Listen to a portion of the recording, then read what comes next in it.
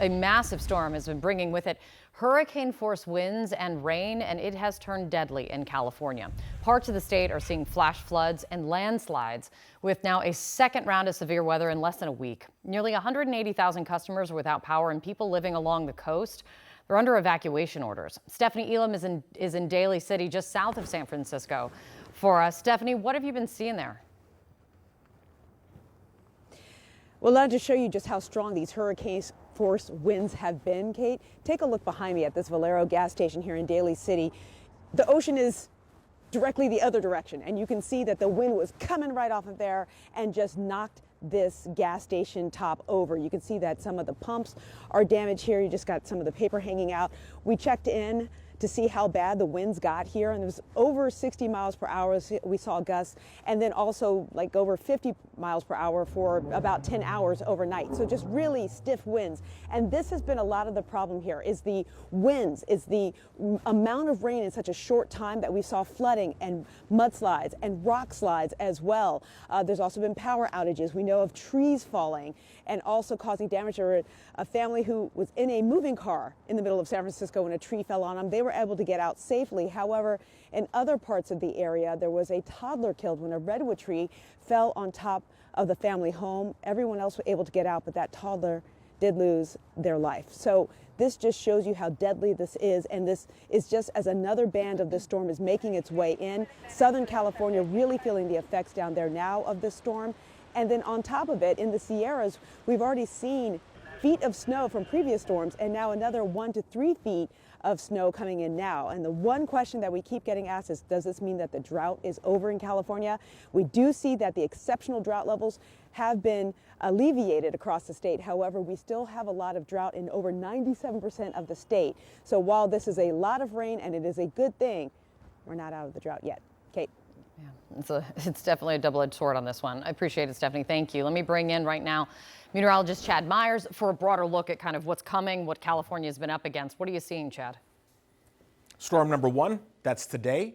The break that is tonight and tomorrow, and then Friday night, the next storm right on its heels. One after another, like planes lined up to LaGuardia. There is the rainfall right now. Snow, obviously, in the mountains. I've been watching Caltrans videos out there from their cameras in the Sierra, and they're quite spectacular. Snow coming down, trucks are pulled over, putting chains on. The rain all the way down to Southern California into LA right now. A slow commute there this morning, that was for sure. Heavy downpours threaten some flash flooding again.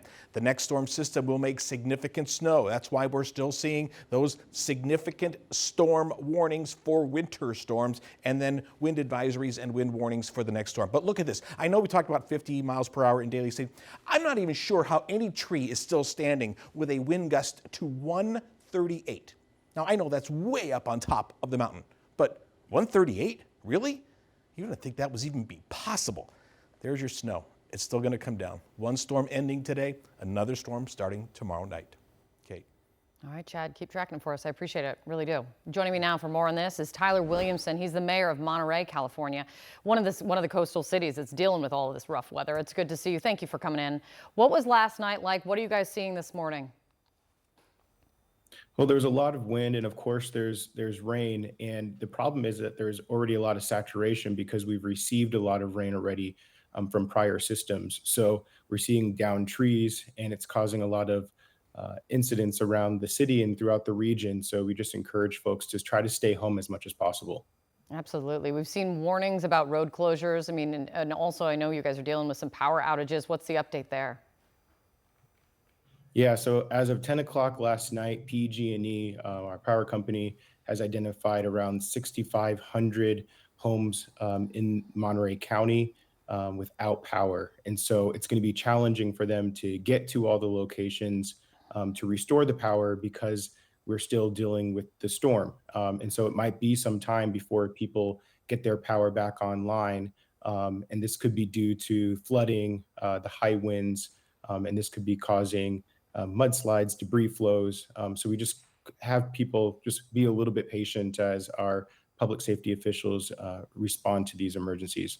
Which is always hard to do, especially when you get a much needed kind of break in between these bands and in between these storms, which can be hard for people to do. And you also just went through another big storm over New Year's. You know, California's Director of Emergency Services says that this may be the most challenging and impactful series of storms to touch down in California in the last 5 years. And California has been through quite a lot.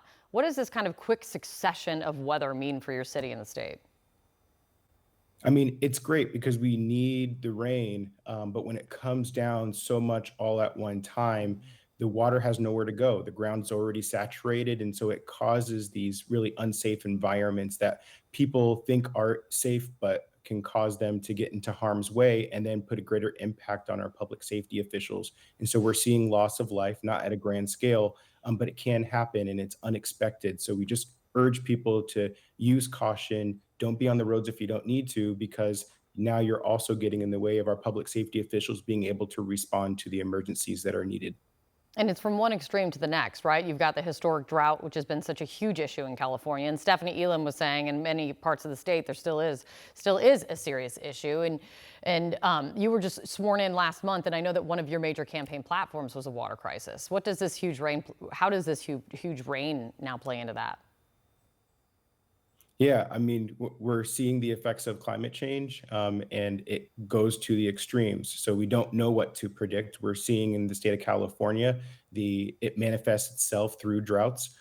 So it's great when we are able to get a significant amount of water, but we need to be able to find ways of capturing that water at higher rates so that we can recycle that water. And so I think that's the challenge that we have within the state of California. But if we can get those snowpacks, that allows that water supply to be longer lasting into the calendar year. But this is great. We need the water. I just want to ensure that people are safe.